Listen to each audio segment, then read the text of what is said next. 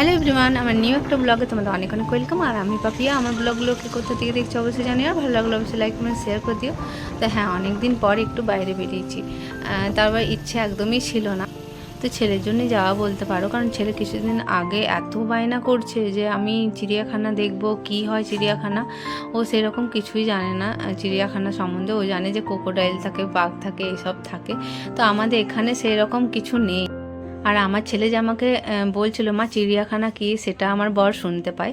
তো ওর পাপা বললো চলো তাহলে ওকে, যেহেতু এখানে সেরকম কিছু চিড়িয়াখানা নেই, একটা ড্যাম আছে সামনে, ওখানে স্নেক পার্ক আছে, তো ওখানে ওকে স্নেক পার্কে আমরা নিয়ে গেছিলাম স্নেক দেখাতে।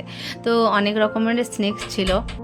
তো দেখো চোখের সামনে থেকে এত সুন্দর মন্দিরটা চলে গেল। তোমাদেরকে একটু আগে হয়তো ক্যামেরাটা চালু করলে তোমাদেরকে দেখাতে পারতাম, খুবই সুন্দর ছিল মন্দিরটা। তো প্রায় কাছাকাছি চলে এসেছি। আর এতটা ভয়েস দিতে আমার অসুবিধা হচ্ছে কি বলবো তোমাদের, যেহেতু ঘরে কাজ চলছে আর চারিদিকে চেঁচামেচি চিৎকার। তো তার মধ্যে আমি তোমাদের তার মধ্যেই ভয়েস দেওয়ার চেষ্টা করছি। কারণ তোমরা আমার অনেকে ভিডিও দেখার জন্য অপেক্ষা করো, ব্লগ দেখার জন্য অপেক্ষা করো, এসএমএস করে বলো যে ব্লগ আসছে না কেন। তো তাদের জন্যই আর কি কিছু উপায় করেও আমি ভয়েসটা দেওয়ার চেষ্টা করছি।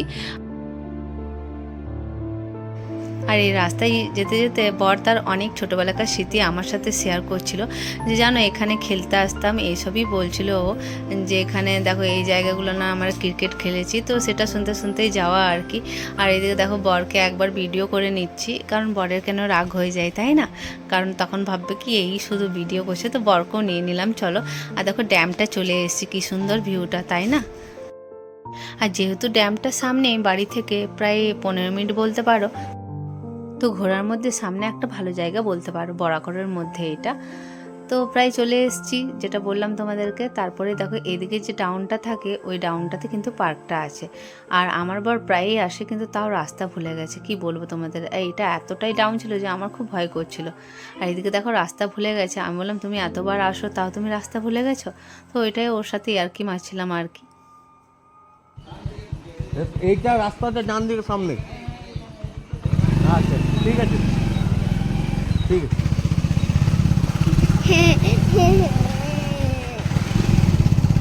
ভুলে গেছে রাস্তাটা। যেহেতু 5টা বাজে আর এখনও দেখো পার্কটা কিন্তু খোলেনি।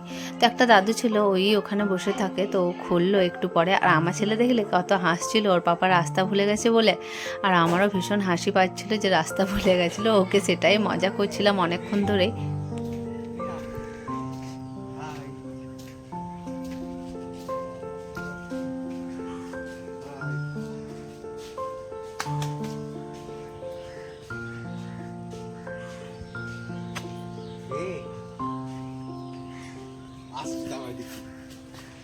চলো ভাই।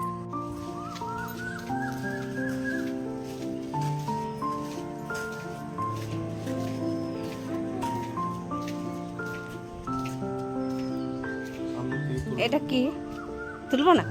সামনের থেকে না, ফাট কম হয়ে যাবে ক্যামেরাটাতে। State clip.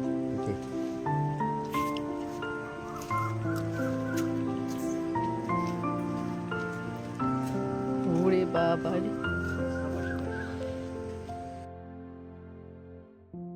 আর ওখানে দেখলে লেখা ছিল কিন্তু ফটো তোলা মানা আর কি। তো আমাকে একটু মতো করতে দিয়েছে, বলে একটু করতে পারো, আমরা এখানে অ্যালাউ করি না। তো তোমাদেরকে দেখানোর জন্য আমি একটু মতো পারমিশন নিয়েই ভিডিওটা করেছি, যে না বাইরে থেকে একটু দেখাবো, ভেতর থেকে হয়তো আমি দেখাতে পারলাম না, তোমাদেরকে একটাই দেখালাম। আর এখানে অনেক রকমের স্নেক ছিল, নামগুলো আমার বর আমার ছেলেকে বলে বলে দিচ্ছিল। আর সেটা আমি এখন ভুলে গেছি। আর বোর্ডগুলো হয়তো সামনে থেকে তোমাদেরকে দেখাতেও পাচ্ছি না, যে তোমরা হয়তো দেখতে পাবে।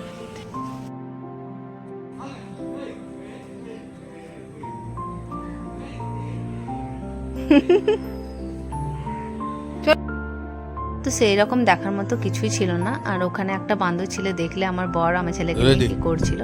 তো তারপরে একটু শ্যুট করে নিলাম ড্যাম্পের কাছে। আমার বর বললো চলো তোমার ফটো তুলে দিচ্ছি ভালো ভালো। তো ওই ভিডিওগুলো করে দিচ্ছিল আমার, দেখো।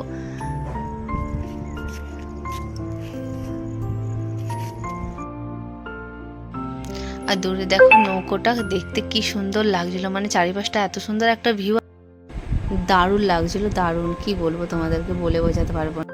আর এত ঠান্ডা ঠান্ডা হাওয়া দিচ্ছিল, মানে এত সুন্দর লাগছিল সব মিলে কি বলবো।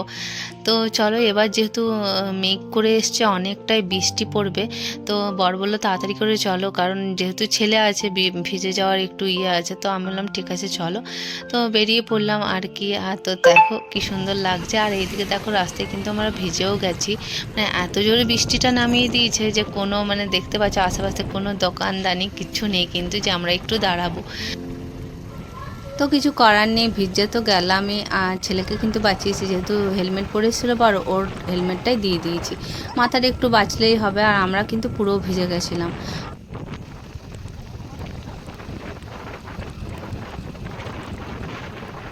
আর ভিজতে কিন্তু আমার ভীষণ ভালো লাগছিলো, কী বলবো, ছোটোবেলাকার সব স্মৃতি মনে পড়ে যাচ্ছে এক এক করে। তো ছেলেকে সেটাই বলতাম, জানিস ছোটোতে কত ভিজেছি আমরা, স্কুল থেকে ফেরার পথে যখন বৃষ্টি পড়তো খুব ভিজে নিতাম। তো আজকেও অনেক দিন পর ভিজেছি, কি বলবো, এত ভালো লাগছিল। আর দেখো কিছুটা কিন্তু রাস্তা গিয়ে দেখো কিন্তু শুকনো দেখতে পাচ্ছ, কিন্তু মেঘটা দেখো করে এসছে। আর এদিকে এর সাথে আমি যখনই যাই ওর বাইকে কিছু না কিছু হবে, মানে আমার সাথে গেলেই ওর বাইকে পাংচার মানে হয়ে যায়, না তো তেল থাকে না, মানে কি বলবো। তো তারপরে চলে এসেছিলাম ফুচকার দোকানে, একটু ফুচকা খেয়ে বাড়ি চলে যাবো। আর এদিকে দেখো ছেলে কেমন ঝিমিয়ে আছে, তো দুপুরে না ঘুমোলেও এইরকমই করে। আর এদিকে বড় আছে, ফুচকা খেয়ে নেব। তো ফাইনালি দেখো বাড়ি চলে এসেছি, বাড়ি এসে স্নান করতে হয়েছে আমাকে, কারণ পুরো ভিজে গেছিলাম। তারপরে লাইভে বসেছি, তোমাদেরকে সেটাই বলছিলাম, কারণ লাইভে এসে আমি যারা আমাকে সুন্দর সুন্দর কমেন্ট করে তাদের কমেন্টে রিপ্লাই দেওয়ার জন্য এসেছিলাম। তো আজকের ব্লগটা কেমন লাগলো অবশ্যই জানিও, আর ভালো লাগলে অবশ্যই লাইক কমেন্ট শেয়ার করে দিও। দেখা হচ্ছে নেক্সট কোনো ভিডিওতে, ব্লগে তোমাদের সাথে। তো চলো ততক্ষণের জন্য টাটা, ভালো থেকো, সুস্থ থেকো, চলো।